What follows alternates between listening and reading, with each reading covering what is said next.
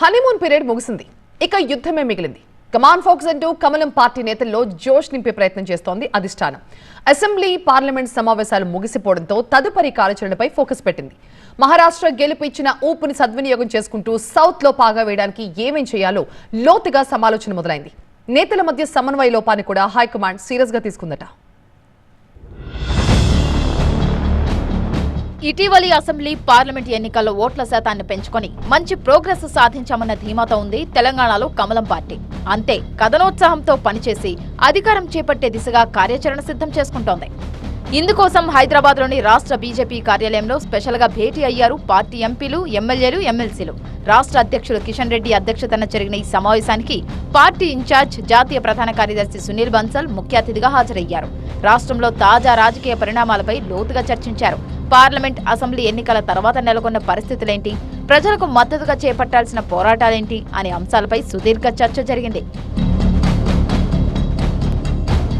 భేటీలో పాల్గొన్న ఎంపీలు డీకే అరుణ, ఈటల, రఘునందన్ రావు, గోడెం నగేష్, బీజేఎల్పీ నేత మహేశ్వర్ రెడ్డి తమ అభిప్రాయాల్ని తెలియజేశారు.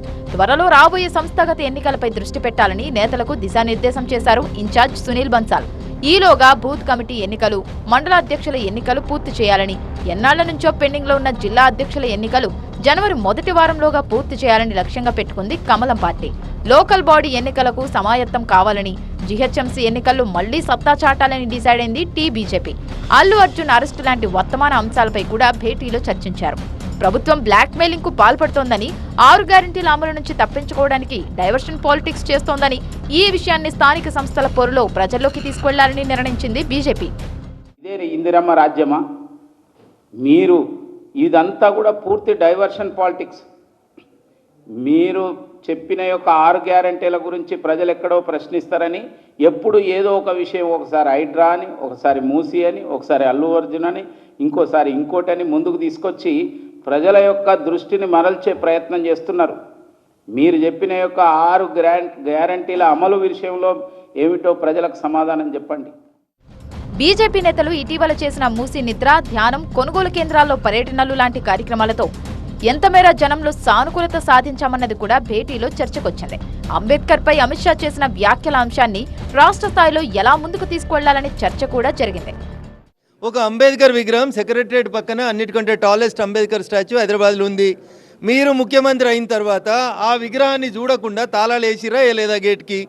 ఎన్నడైనా ఈ ముఖ్యమంత్రి పోయి జయంతి రోజు కానీ వర్ధంతి రోజు కానీ పోయి అక్కడ ఒక దండేసిండా? రాబోయే రోజుల్లో ప్రభుత్వ వ్యతిరేకత బీఆర్ఎస్ ఖాతాలోకి వెళ్లకుండా మనం ఎలా క్యాప్చర్ చేసుకోవాలి అనే అంశంపై స్పెషల్ గా డైరెక్షన్ ఇచ్చారు సునీల్ బన్సాల్. అన్ని జిల్లాల నాయకత్వంతో విడివిడిగా మాట్లాడారు. 40 లక్షలు దాటిన సభ్యత్వ నమోదుపై సంతృప్తి వ్యక్తం చేశారు. క్షేత్రస్థాయిలో పార్టీ పరిస్థితిని ఎప్పటికప్పుడు సమీక్షించుకోవాలని, ప్రభుత్వ వైఫల్యాల్ని ప్రజల్లోకి తీసుకువెళ్లాలని, ఈ క్రమంలో నేతల మధ్య కమ్యూనికేషన్ గ్యాప్ ఉండొద్దని పరస్పరం నిర్ణయించుకున్నారు. సమన్వయంతో పనిచేస్తేనే వచ్చే అసెంబ్లీ ఎన్నికల్లో అధికారంలోకి రాగలమనేది బీజేపీ ఆలోచన. ఎప్పుడు ఏం చేయాలనేది మాకు ఇంకొకరు చెప్పాల్సిన అవసరం లేదు. ఎప్పుడు స్థానికంగా బలపడాలి, ఎప్పుడు సంస్థాగతమైనటువంటి ఎన్నికలు నిర్వహించుకోవాలి, ఎప్పుడు రాజకీయ రణక్షేత్రంలో యుద్ధం చేయాలనేది ఇంకొకరి నుంచి నేర్చుకోవాల్సినటువంటి దుస్థితిలో భారతీయ జనతా పార్టీ లేదు. మా వ్యూహాలు మాకుంటాయి. ఎప్పుడు ఎదగాలి, ఎప్పుడు ఎట్లా కొట్లాడాలనే విషయంలో మేము ఇతరుల సూచనలని స్వీకరిస్తాం. బట్ అమలు చేయాల్సినప్పుడు మా చాయిస్ మాకు.